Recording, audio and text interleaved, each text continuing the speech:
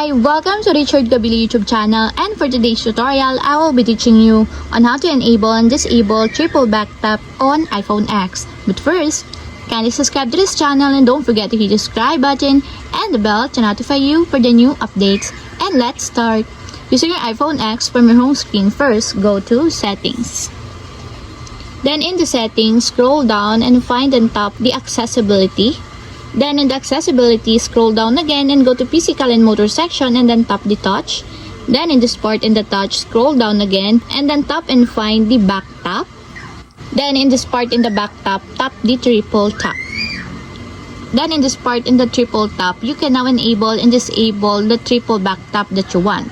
For example, you want your triple back tap to change it into camera, just tap the camera until there's a check mark on the side, just like this. And now I will try if the triple back tap is enabled or working. So I will tap the back of the phone 3 times to know if it is working. 1, 2, 3. And as you will see that the camera is now appeared and working. And lastly, if you want to change it back or disable your triple back tap, just tap the none until there's also a check mark on the side. And that's it. We have successfully enabled and disabled triple back tap on iPhone X. If you have a question, kindly comment down below and don't forget to hit the subscribe button and the bell to notify you for the new updates. And thank you for watching!